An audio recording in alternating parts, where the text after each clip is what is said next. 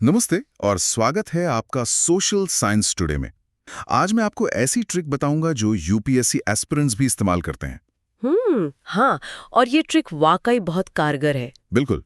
तो आज के इस डीप ड्राइव का हमारा जो मिशन है वो बहुत ही स्पष्ट है। और बहुत दिलचस्प भी। हाँ, हम भूगोल की एक ऐसी जानकारी को डिकोड करने वाले हैं जो अक्सर बहुत उलझन पैदा करती है। दुनिया के महासागर। सही कहा, दुनिया के महासागर। लेकिन हम इसे किसी उबाऊ टेक्स्ट बुक की तरह नहीं समझने वाले हैं। क्योंकि हमारे पास जो स्रोत है वो एक बहुत ही शानदार विजुअल ग्राफिक है। हाँ, एक ऐसा ग्राफिक जो एक जादुई शब्द के जरिए इस पूरी जटिल जानकारी को हमेशा के लिए दिमाग में बैठा देता है। बिल्कुल। अक्सर हम तथ्यों को रटने की कोशिश करते हैं जो कि कुछ ही समय बाद भूल जाते हैं। लेकिन जब जानकारी को विजुअल्स और ट्रिक्स के जरिए समझा जाता है ना, तो वो हमेशा याद रहती है। तो चलिए बिना किसी देरी के इस दिलचस्प स्लाइड को डिकोड करते हैं। बिल्कुल। तो इस पूरी जानकारी का जो मुख्य केंद्र बिंदु है वो एक शब्द है, PAISA, मतलब पैसा। हाँ। पैसा। और स्लाइड की जो मुख्य हेडिंग है वो सीधे तौर पर कहती है, पैसा ट्रिक, दुनिया के 5 महासागरों को याद करने का सबसे आसान तरीका। और यहाँ सबसे ज्यादा ध्यान खींचने वाली बात सिर्फ ये शब्द नहीं है। हाँ, इसका जो विजुअल है, हाँ, ये अक्षर कोई साधारण फॉन्ट में नहीं लिखे गए हैं। एकदम सही। ये पूरे 3D डिजाइन में है। हाँ, ऐसा लग रहा है जैसे ये अक्षर खुद पानी से बने हों। समुद्री लहरें, रंग बिरंगे मूंगे यानी कोरल्स और कुछ समुद्री जीव भी दिख रहे हैं इनमें।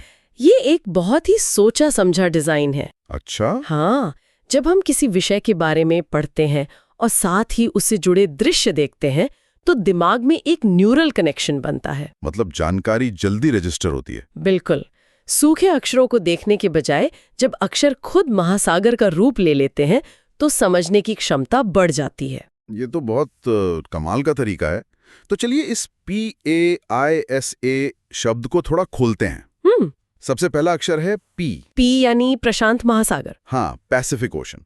और स्लाइड में लिखा है कि ये सबसे बड़ा और सबसे गहरा महासागर है। लेकिन इसका जो विजुअल है वो मुझे बहुत अलग लगा। त्रिभुज वाला। हाँ, इसे एक त्रिभुजाकार ट्रायंगुलर पानी के ब्लॉक के रूप में दिखाया गया है। यहाँ जो सबसे दिलचस्प बात है वो ये है कि किसी महासागर जैसे विशाल जल निकाय को एक ज्यामितीय आकार से जोड़ना एक बहुत प्रभावी तरीका है। एक शेप दे देना। हाँ, प्रशांत महासागर इतना बड़ा है कि उसे एक नज़र में समझना मुश्किल है, पर जब इसे एक त्रिभुज के रूप में विजुअलाइज किया जाता है तो दिमाग में एक स्पष्ट ढांचा बन जाता है। और ये सिर्फ एक शांत पानी का त्रिकोण नहीं है। बिल्कुल नहीं। इसके बीच में एक बहुत बड़ा भंवर है, एक गहरा व्हर्लपूल, और पानी के अंदर कुछ शार्क और मछलियां भी तैरती हुई दिख रही हैं। ये हैक का फायदा है। तो प्रशांत के इस भंवर से निकलकर अब हम अगले अक्षर पर आते हैं। ए। हाँ, ए से हमारा मतलब है अटलांटिक महासागर, जो कि क्षेत्रफल में दुनिया का दूसरा सबसे बड़ा महासागर है। और यहाँ इसकी आकृति बहुत अनोखी दी गई है, एस आकार की। हाँ, इसे अंग्रेजी के एस आकार के पानी के ब्लॉक के रूप में दिखाया गया है।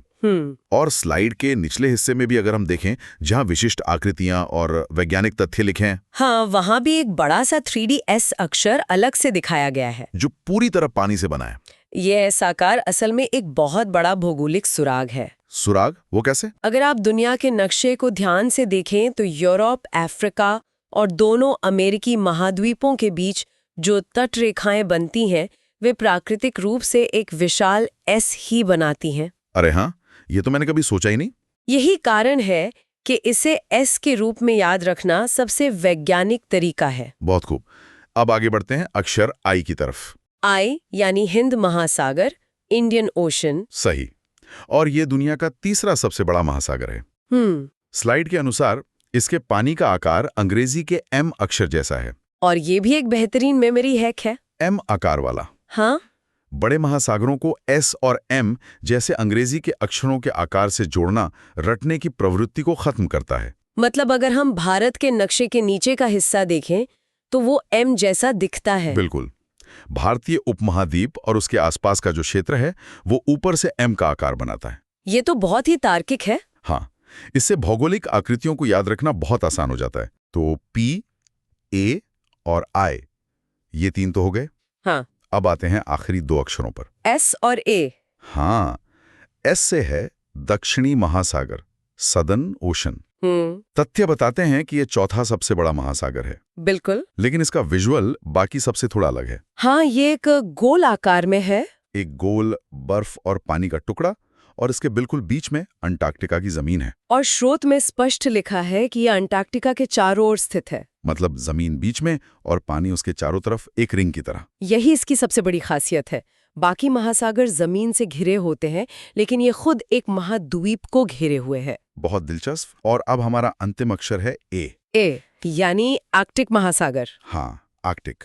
ये सबसे छोटा महासागर है और उत्तरी ध्रुव यानी नॉर्थ पोल के पास है। चित्र में इसे एक छोटे गोल और बर्फीले पानी के ब्लॉक के रूप में दिखाया गया है। अगर हम इसे बड़ी तस्वीर से जोड़कर देखें तो इस ट्रिक का एक बहुत ही शानदार पैटर्न सामने आता है। कैसा पैटर्न? ध्यान दीजिए, PAISA, हाँ, प्रशांत, अटलांटिक, हिंद, दक्षिणी और आर्कटिक। क्या आपने आकार पर गौर किया? एक मिनट। सबसे बड़ा प्रशांत, फिर अटलांटिक दूसरा, हिंद तीसरा। अरे हाँ, बिल्कुल। ये केवल नाम याद करने की ट्रिक नहीं है। ये तो पूरे आकार के अनुसार बड़े से छोटे क्रम में है, डिसेंडिंग ऑर्डर में। यही इसकी असली खूबसूरती है। एक ही शब्द में आपको 5 नाम मिल गए, और वो भी बिल्कुल सही क्रम में। ये तो सच में यूपीएससी एस्पिरेंट्स वाला हैक है। एक शब्द से क्षेत्रफल की पूरी सूची याद हो गई। बिल्कुल। चलिए, महासागरों के आकार और आकृतियों से अब थोड़ा आगे बढ़ते हैं। स्लाइड के निचले दाएं हिस्से में एक और बहुत जरूरी जानकारी दी गई है। गहराई और मापन तकनीक वाला हिस्सा। हाँ, समुद्र की गहराई को आखिर मापा कैसे जाता है? सोनार तकनीक के जरिए। बिल्कुल। स्लाइड में लिखा है कि इस तकनीक को सोनार कहते हैं।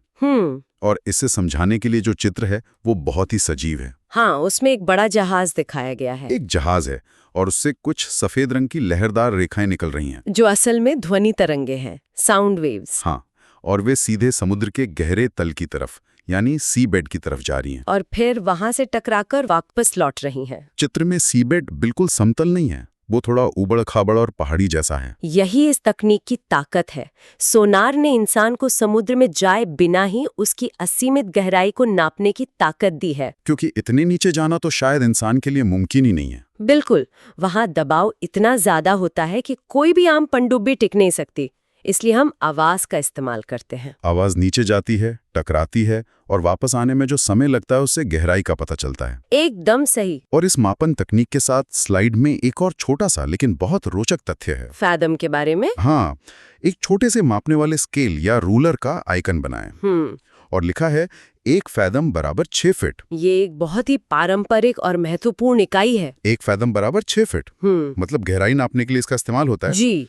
यह तकनीक और फैदम जैसी इकाई का मेल हमें भूगोल के साथ साथ विज्ञान के महत्व को भी समझाता है। बिल्कुल। और सदियों पहले जब नाविक गहराई नापते थे तो शायद रस्सियों का इस्तेमाल करते थे। बिल्कुल।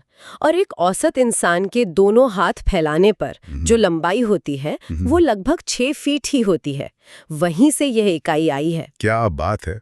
इतिहास, भूगोल और विज्ञान सब कुछ इस एक स्लाइड में समेट दिया गया है। यही इस स्रोत की सबसे बड़ी खासियत है। तो अगर हम पूरे एपिसोड का एक जल्दी से रिकैप करें, हमने PAISA यानी पैसा शब्द से शुरुआत की, जो हमें 5 महासागरों के नाम और उनके आकार का सही क्रम बताता है। फिर हमने प्रशांत महासागर के त्रिभुजाकार आकार और गहरे भंवर को देखा, अटलांटिक के S आकार और हिंद महासागर के M आकार को समझा, दक्षिणी महासागर की अंटार्कटिका को घेरने वाली रिंग और आर्कटिक के ठंडे बर्फीले ब्लॉक को भी जाना। बिल्कुल। और अंत में हमने सोनार तकनीक को डिकोड किया, जहां आवाज से गहराई नापी जाती है, और जाना कि 1 फैदम में 6 फीट होते हैं। आज के स्रोत से हमने देखा कि सोनार तकनीक ध्वनि तरंगों को समुद्र के तल तक भेजकर गहराई नापती है। लेकिन ये सोचने वाली बात है कि जिस अनंत गहराई को हम सिर्फ ध्वनि के सहारे नाप रहे हैं, वहां अंधेरे में ऐसे कितने रहस्य और आकृतियां छिपी होंगी जिन्हें इंसान की आंखों ने आज तक देखा ही नहीं है। ये सच में रोंगटे खड़े कर देने वाला विचार है। एक ऐसी दुनिया जहां रोशनी नहीं पहुंच सकती, सिर्फ गूंज से हम उसे समझने की कोशिश कर रहे हैं। बिल्कुल। सोशल साइंस टुडे देखने के लिए धन्यवाद।